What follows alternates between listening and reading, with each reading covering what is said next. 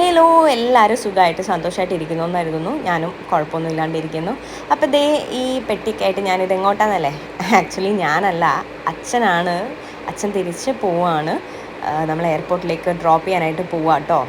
എല്ലാ വട്ടവും ഞാൻ വിചാരിക്കും എൻ്റെ സൺഗ്ലാസ് കളക്ഷനിൽ നിന്ന് ഏതെങ്കിലുമൊക്കെ പുറത്ത് പോകുമ്പോൾ എടുത്തിട്ട് ഇങ്ങനെ വെക്കണം എന്നൊക്കെ, പക്ഷെ ഞാൻ മറന്നു. ബട്ട് ഈ വട്ടം വിഷ്ണു എന്നെ ഓർമ്മിപ്പിച്ചു. അങ്ങനെ ഞാൻ എടുത്ത് വെച്ച ഒരു ഗ്ലാസ്സാണ്. അപ്പം മരിച്ച അന്ന് തൊട്ട് എനിക്കൊന്ന് അച്ഛൻ പ്രോപ്പറായിട്ട് ഉറങ്ങിയിട്ടേ ഇല്ല കേട്ടോ. അതിൻ്റെ ഒരു ക്ഷീണം നല്ല രീതിക്ക് അച്ഛൻ്റെ ഫേസിൽ കാണാം. അപ്പോൾ കാറിൽ കുറച്ചങ്ങോട്ടേക്ക് ട്രാവൽ ചെയ്ത് തുടങ്ങിയപ്പോൾ തൊട്ട് തന്നെ അച്ഛൻ ഉറങ്ങാൻ പോയി. അച്ഛനായിരുന്നു കർമ്മം ചെയ്ത്. അപ്പോൾ എല്ലാ ദിവസവും വെളുപ്പിനൊക്കെ എഴുന്നേറ്റ് അതിൻ്റെ ഒരു ക്ഷീണം ഉണ്ടായിരുന്നു. തൊട്ടിപ്പുറത്തിരിക്കുന്ന വിഷ്ണുവിനെ ഒന്ന് നോക്ക്, പാട്ടൊക്കെ കേട്ട് പാട്ടൊക്കെ പാടി. നമ്മൾ ആദ്യം സിസ്റ്ററിൻ്റെ കുട്ടികളെ കാണാനായിട്ടാണ് പോകുന്നത്. കാരണം ഈ വട്ടം അച്ഛൻ വന്നപ്പോൾ ധൃതിക്കാണല്ലോ വന്നത്. അപ്പോൾ ഇപ്പം മരിച്ചു എന്ന് പറഞ്ഞ് അങ്ങനെ വന്നതാണ്. അപ്പോൾ ചോക്ലേറ്റോ അങ്ങനെ ഒന്നും കൊണ്ടുവരാൻ പറ്റിയില്ല. അപ്പോൾ എല്ലാ വട്ടം അച്ഛൻ കൊച്ചുമക്കൾക്ക് വേണ്ടിയിട്ട് കുറേ സാധനങ്ങൾ കൊണ്ടുവരുന്നില്ല. അപ്പോൾ ഈ വട്ടം അവരിങ്ങനെ ഒന്നും കിട്ടാത്തതുകൊണ്ട് അവരിങ്ങനെ പറഞ്ഞിരുന്നു, അപ്പൂപ്പ നമ്മൾക്ക് അത് വേണം ഇത് വേണം എന്നൊക്കെ പറഞ്ഞു. അപ്പോൾ അച്ഛൻ പറഞ്ഞു ശരി എല്ലാം മേടിക്കാമെന്ന് പറഞ്ഞിട്ട് അങ്ങനെ നമ്മളെല്ലാം മേടിച്ചിട്ട് നേരെ അവിടെ പോയി കുട്ടികൾക്ക് അതൊക്കെ കൊടുത്ത് അവർ അത് കിട്ടിയപ്പോൾ തന്നെ വൺ ഹാപ്പി. അത് കിട്ടിയുടനെ ഒന്ന് തുറന്നു കൊടുക്കുമെന്ന് ചോദിച്ചിട്ട് എല്ലാം അപ്പം തന്നെ പൊട്ടിച്ചിങ്ങനെ കഴിച്ചു. അങ്ങനെ അവർ ഹാപ്പിയായി. ഉമ്മയൊക്കെ കൊടുത്ത് നമ്മൾ അവിടെ നിന്ന് അപ്പം തന്നെ ഇറങ്ങിയിട്ടോ. ദേ ഇത് നോക്കിയേ, ഇതൊക്കെയാണ് എൻ്റെ സിസ്റ്ററിൻ്റെ കുട്ടികൾ ഏറ്റവും കൂടുതൽ കാണുന്നത്. ഇപ്പോഴത്തെ കുട്ടികൾക്ക് പണ്ടത്തെ മാതിരി ടോം ആൻഡ് ജെറി അങ്ങനത്തെ സംഭവങ്ങളൊന്നും അത്ര എൻ്റർടൈനിങ് ആയിട്ട് തോന്നാറേ ഇല്ല. ഇട്ട് കൊടുത്താൽ അവർക്ക് മാറ്റും എന്ന് പറഞ്ഞിട്ട് ഈ വക ഐറ്റംസാണ് കാണുന്നത്. അതെന്താണെന്ന് എനിക്കറിയില്ല കേട്ടോ. നിങ്ങളുടെ വീട്ടിൽ അങ്ങനെ ഉണ്ടോ? നിങ്ങൾക്ക് അങ്ങനെ തോന്നിയോ? ഓക്കെ, അത് കഴിഞ്ഞ് നമ്മൾ നേരെ എയർപോർട്ടിനകത്തേക്ക് കയറി. കഴിഞ്ഞ വർഷം, അതായത് കറക്റ്റ് പറഞ്ഞ ഒരു 6 മാസം മുന്നേ ഓണം ടൈമിൽ അച്ഛൻ നാട്ടിൽ വന്നപ്പോഴായിരുന്നല്ലോ ഇങ്ങനെ ഞങ്ങളുടെ കല്യാണമൊക്കെ നടത്തിയത്. വളരെ ഫാസ്റ്റായിട്ടായിരുന്നു ഞങ്ങളുടെ കല്യാണം നടത്തിയത്. അതൊക്കെ കഴിഞ്ഞതിന് ശേഷം അച്ഛൻ ഞങ്ങളുടെ ഒപ്പം ഉണ്ടായിരുന്നു. ഞങ്ങളുടെ കല്യാണം കഴിഞ്ഞിട്ടും കുറച്ച് ദിവസം അച്ഛൻ നാട്ടിലുണ്ടായിരുന്നു. എന്നിട്ട് അച്ഛൻ തിരിച്ച് ബഹ്റൈനിൽ പോയിട്ട് ഓൾമോസ്റ്റ് ഒരു 2 ആഴ്ചയൊക്കെ കഴിഞ്ഞപ്പോഴാണ് അച്ഛൻ്റെ അമ്മ മരിച്ചതും അങ്ങനെ അച്ഛൻ നാട്ടിലേക്ക് തിരിച്ചു വരേണ്ടി വന്നു. അത് കഴിഞ്ഞ് നാട്ടിൽ കുറച്ച് നാൾ നിന്നിട്ട് അച്ഛൻ പോവുകയും ചെയ്തു. അപ്പോഴാണ് അപ്പൂപ്പനെ ഞങ്ങളുടെ വീട്ടിലേക്ക് കൊണ്ടുവരുന്നത് കേട്ടോ. അമ്മൂമ്മയുടെ ചടങ്ങൊക്കെ കഴിഞ്ഞതിന് ശേഷം ചുണ്ടേൽ അപ്പൂപ്പനെ, അതായത് എൻ്റെ അച്ഛനെ ഞങ്ങളുടെ വീട്ടിലേക്ക് കൊണ്ടുവന്നിട്ടുണ്ടായിരുന്നു.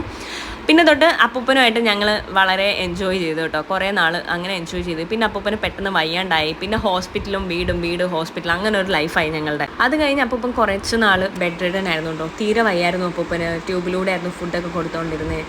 അങ്ങനെ വയ്യാണ്ട് അപ്പൂപ്പൻ ഇങ്ങനെ കിടക്കുമ്പോൾ കാണുമ്പോൾ ഭയങ്കരമായിട്ട് വിഷമം വരുമായിരുന്നെങ്കിലും അപ്പൂപ്പനെ കാണാൻ പറ്റുമല്ലോ, അപ്പൂപ്പൻ ഉണ്ടല്ലോ നമ്മളുടെ കൂടെ എന്നൊരു സന്തോഷമായിരുന്നു കേട്ടോ. അവസാന ടൈമിൽ അപ്പൂപ്പൻ അധികം സംസാരിക്കില്ലായിരുന്നെങ്കിൽ പോലും എപ്പോഴും ഇങ്ങനെ കണ്ണു വെച്ചൊക്കെ റെസ്പോണ്ട് ചെയ്യായിരുന്നു. കൈവച്ച് ആംഗ്യം കാണിക്കുമായിരുന്നു, നമ്മളെ വിളിക്കുമായിരുന്നു. ഇപ്പം ആലോചിക്കുമ്പോൾ അപ്പൂപ്പനെ ഒരുപാട് മിസ് ചെയ്യുന്നുണ്ട്. ഈ വർഷം തുടക്കത്തിലും അതേപോലെ എൻ്റെ വീടിൻ്റെ തൊട്ട് താഴെ ഞാൻ എപ്പോഴും പറയാറുള്ളൂ അഗസ്ത്യക്കോട് ശ്രീ മഹാദേവ ക്ഷേത്രം, അവിടുത്തെ ശിവരാത്രി എല്ലാ വർഷവും അച്ഛൻ മുടക്കാറില്ല. ഈ വട്ടം അതേപോലെ അച്ഛൻ വന്നിട്ടുണ്ടായിരുന്നു. കുറേ ടൈം അപ്പൂപ്പനുമായിട്ട് അച്ഛൻ സ്പെൻഡൊക്കെ ചെയ്തിട്ടുണ്ടായിരുന്നു. അപ്പൂപ്പൻ വർത്തമാനം പറഞ്ഞു. കുറച്ച് നാളുകൾക്ക് ശേഷം അപ്പൂപ്പൻ കാര്യമായിട്ടിരുന്ന് വർത്തമാനമൊക്കെ പറയുന്നത് ഞാൻ കേട്ടു. എന്നിട്ട് അച്ഛൻ വളരെ സന്തോഷത്തിൽ തിരിച്ചു പോയതാണ്. ഓക്കെ, അപ്പൂപ്പൻ കുറച്ച് ബെറ്റർ ആയല്ലോ എന്ന രീതിയിൽ പോയി. എനിക്കൊന്ന് പോയിട്ട് 2 ആഴ്ച ആയിട്ടുണ്ടാവില്ല. അപ്പോഴാണ് അപ്പൂപ്പൻ ഇങ്ങനെ ഒരു ഉച്ച കഴിഞ്ഞ് അങ്ങോട്ട് വൈകിട്ട് ആവാറായപ്പോഴത്തേക്ക് ഞങ്ങളെ വിട്ടു. വളരെ പീസ്ഫുൾ ഡെത്തായിരുന്നു കേട്ടോ. കഴിഞ്ഞ 5 മാസം ഞങ്ങളുടെ ഒപ്പം ഉണ്ടായിരുന്നുകൊണ്ടായിരിക്കാം എനിക്ക് ഇത്രയും വിഷമം. അപ്പൂപ്പൻ വയ്യാതിരുന്ന ആ ഒരു സമയം തൊട്ടാണ് ഞാനിതിൽ അത്ര ആക്റ്റീവ് അല്ലാതിരുന്നത്. ആ ഒരു റീസൺ കൊണ്ടാണ് ഞാൻ പിന്നെ അധികം വീഡിയോസും കാര്യങ്ങളൊന്നും ചെയ്യാഞ്ഞത്. വേറെ എങ്ങും പോകാനായിട്ട് പറ്റിയില്ല. ഹോസ്പിറ്റലും വീട് അങ്ങനെയൊക്കെ തന്നെ ആയിരുന്നു പിന്നെ കുറേ നാൾ എൻ്റെ ലൈഫ്. ഈവൻ ഞാൻ ചെയ്ത വർക്കും തീർന്നു. മാളികപ്പുറം എന്ന് പറഞ്ഞ സീരിയൽ എല്ലാം കൊണ്ടും വളരെ ഡിപ്രസിങ് ആയിട്ടുള്ള ഒരു ടൈം ആയിരുന്നു. പക്ഷെ അവിടെയും എനിക്കൊരു സന്തോഷം എന്ന രീതി എൻ്റെ അമ്മയുടെ അച്ഛനായിരുന്നു കേട്ടോ, എൻ്റെ അഞ്ചലത്തെ അപ്പൂപ്പൻ എൻ്റെ ഒപ്പം ഉണ്ട്. ആൻഡ് ഞാൻ അപ്പൂപ്പനായിട്ടാണ് ഇപ്പം കൂടുതൽ ടൈം സ്പെൻഡ് ചെയ്യുന്നത്. ആർക്കും ആരെയും പകരം വെക്കാനൊന്നും പറ്റില്ല. എന്നാലും ആ ഒരു അപ്പൂപ്പൻ വീട്ടിൽ വന്ന സമയത്തുള്ള ആ കുറേ മെമ്മറീസ് ഉണ്ട്. അതേപോലെ തന്നെ നല്ല കാര്യങ്ങൾ ഓർത്തിരിക്കാനാണ് എനിക്കിഷ്ടം. അങ്ങനെ നമ്മൾ കറക്റ്റ് ടൈമിന് എയർപോർട്ടിലെത്തി അച്ഛനെ ഡ്രോപ്പ് ചെയ്തിട്ട് നമ്മൾ തിരിച്ച് എയർപോർട്ടിൽ നിന്ന് ഇറങ്ങുക. എനിക്ക് അപ്പൂപ്പനായിട്ട് കിട്ടിയ ഒരു 5 മാസം ഉണ്ടല്ലോ, അതിൽ തുടക്കത്തിൽ ഒരു 2 മാസം മതി എനിക്ക് എപ്പോഴും ഓർത്തിരിക്കാനായിട്ട് അപ്പൂപ്പൻ്റെ മെമ്മറീസ് എന്ന് പറയാനായിട്ട് തന്നെ. അമ്മൂമ്മയായിട്ട് എനിക്ക് അതുപോലും കിട്ടിയില്ല. അതിൻ്റെ ഒരു ഭയങ്കര വിഷമം എനിക്കുണ്ടായിരുന്നു.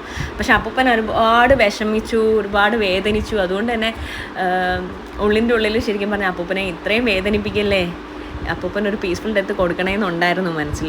എയർപോർട്ടിൽ നിന്ന് ഇറങ്ങിയപ്പോഴാണ് നമ്മളിത് കാണുന്നത്. നമ്മുടെ ലുലു മോളിൻ്റെ തൊട്ടിപ്പുറത്തുള്ള പെട്രോൾ പമ്പിന് ഇപ്പുറത്താണ് ഒരു ജയൻറ്റ് വീലും അതേപോലെ നമ്മുടെ ജാക്ക് ആൻഡ് റോസ് നിൽക്കുന്നു ടൈറ്റാനിക് ഷിപ്പിൽ.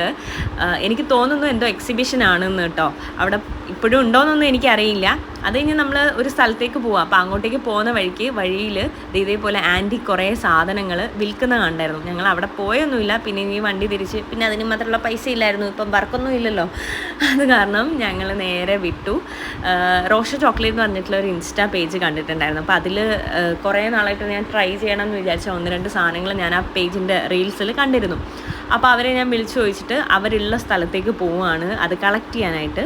എനിക്ക് ഏറ്റവും കൂടുതൽ വിഷമം വരുമ്പോൾ ഞാൻ ഇഷ്ടപ്പെടുന്ന 3 കാര്യങ്ങളാണ്. ഒന്ന് പടം കാണുക. അതിന് തിയേറ്ററിൽ നിന്ന് അങ്ങനെയല്ല, എന്താണെങ്കിലും ലൈക്ക് വീട്ടിലാണെങ്കിലും ലാപ്പിലാണെങ്കിലും ടി വിയിലാണെങ്കിലും. രണ്ടാമത്തേന്ന് വെച്ചാൽ ഫുഡിങ് ആണ്. Stress eating at its peak ലെവലാണ് കേട്ടോ. ഞാൻ എന്താണെന്ന് അറിയത്തില്ല, പക്ഷേ എനിക്ക് എന്തെങ്കിലും ഒരു വിഷമം ഉണ്ടാകുമ്പോൾ ഞാൻ ഇങ്ങനെ കഴിച്ചുകൊണ്ടേയിരിക്കും. ഷുഗർ ക്രേവിങ്സ് ആണ് കൂടുതലും എനിക്ക് വരാറ്. അപ്പം ഞാൻ ഇതിൻ്റെ ഒരു ഡീറ്റെയിൽഡ് വീഡിയോ ഇട്ടിട്ടുണ്ട്. സോ ഞാൻ ഇതിൽ കുറേയൊന്നും ആ വീഡിയോസ് ഇൻക്ലൂഡ് ചെയ്യുന്നില്ല. 2 സാധനമാണ്, 2 ഐറ്റമാണ് കേട്ടോ. ഇത് ഇവിടെ നിന്നാണ് ഞാൻ കളക്ട് ചെയ്തത്. നമ്മുടെ ആലിയ ഭട്ട് ഫേമസ് ആക്കിയ മറ്റേ ലെറ്റോ കഫേലത്തെ കേക്കൊന്നും അല്ല, മിൽക്ക് കേക്ക് അല്ല, എന്നാൽ പോലും നമുക്ക് അവൈലബിൾ ആയിട്ടുള്ള ട്രിവാൻഡ്രത്തെ റോഷ ചോക്ലേറ്റിൻ്റെ മിൽക്ക് കേക്കും അതേപോലെ ഈ ഒരു സ്ട്രോബെറി കവേർഡ് ഇൻ ട്രിപ്പിൾ ചോക്ലേറ്റും. ഈ ദിവസം രാവിലെ ഇട്ട് ഞാൻ ഫുഡൊന്നും കഴിച്ചിട്ടില്ല കേട്ടോ. കാരണം ട്രിവാൻഡ്രത്ത് പോയാൽ എങ്ങനെയായാലും ഞാൻ ഫുഡ് കഴിക്കും. എവിടെയെങ്കിലുമൊക്കെ നിർത്തിയിട്ട് എന്തെങ്കിലും നല്ല രീതിയിൽ ഫുഡ് കഴിക്കണം എന്ന് എനിക്കുണ്ടായിരുന്നു. അതുകൊണ്ട് തന്നെ നമ്മൾ നേരെ SP ഗ്രാൻഡേഴ്സിൽ പോയി അവിടെ റൂഫ് ടോപ്പിൽ ഇരുന്ന് കഴിക്കാമെന്ന് എഴുതിയിട്ട് അവിടെ ചെന്നതാണ് കേട്ടോ. പക്ഷേ അത് ക്ലോസ്ഡ് ആയിരുന്നു. കാരണം 4 o'clock 4:30 ടൈമിലാണ് നമ്മൾ അവിടെ എത്തിയത്.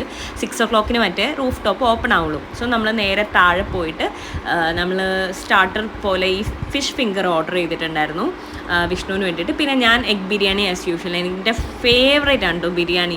പ്രത്യേകിച്ച് എനിക്ക് വിഷമമൊക്കെ ഉള്ള ടൈമിൽ ഞാൻ എല്ലാ ദിവസവും മാക്സിമം ബിരിയാണി കഴിക്കാൻ ശ്രമിക്കാറുണ്ട്. ഇപ്പം നിങ്ങൾക്കൊക്കെ മനസ്സിലായിട്ടുണ്ടാവില്ലേ എന്തുകൊണ്ടാണ് എനിക്ക് ഇത്രയും തടി കൂടുന്നതെന്ന്. പക്ഷേ ഞാൻ ഒരാഴ്ചയൊക്കെ പട്ടിണി കഴിക്കും, പിന്നെ അടുത്ത ആഴ്ച ഞാൻ അതിനും കൂടി വേണ്ടിയിട്ട് കഴിക്കും. ആ ഒരു രീതിയിലാണ് കേട്ടോ. ചിലപ്പോൾ എനിക്ക് വിഷമം വന്നാൽ ഞാൻ ഫുഡ് കഴിക്കുകയില്ല. എൻ്റെ അമ്മൂമ്മ മരിച്ച ടൈമിൽ ഞാൻ അങ്ങനെയായിരുന്നു, ഞാൻ ഫുഡ് കഴിക്കത്തേ ഇല്ലായിരുന്നു.